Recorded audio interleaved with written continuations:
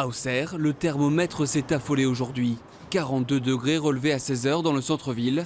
Alors pour éviter le coup de chaleur, certaines familles ont choisi les bords de l'Yonne à la recherche d'un peu de fraîcheur. Malgré la fraîcheur qu'on essaye de gagner dans les appartements, il n'y a pas moyen. On met les pannes glaces, le ventilateur, on ferme les volets, mais pas de fraîcheur, rien. Dans cette maison de retraite, le personnel redouble de vigilance. Les 66 résidents sont regroupés dans les espaces communs où la climatisation et les ventilateurs tournent à plein régime. On a chaud comme tout le monde, mais on est à l'abri. Et puis, il y a des clims dans la salle à manger.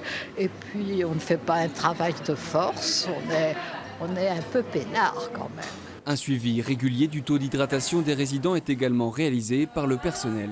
Pour à peu près la moitié des résidents qui sont fragiles, donc on note systématiquement tout ce qu'on leur donne à boire. L'infirmière, le lendemain matin, fait le calcul de la veille et en fonction effectivement de ce qui a été absorbé par la personne, on peut être amené à mettre des perfusions sous-cutanées, validées évidemment par des protocoles du médecin coordonnateur. L'ensemble des services de l'État sont mobilisés comme les urgences d'Auxerre. En l'espace de 24 heures, ici, l'activité a augmenté de près de 20%. Ce matin, face à un personnel soignant sous tension, le préfet de Lyon a tenté de trouver des solutions pour faire face à cette surcharge de travail. Des moyens pourraient être débloqués pour renforcer les effectifs.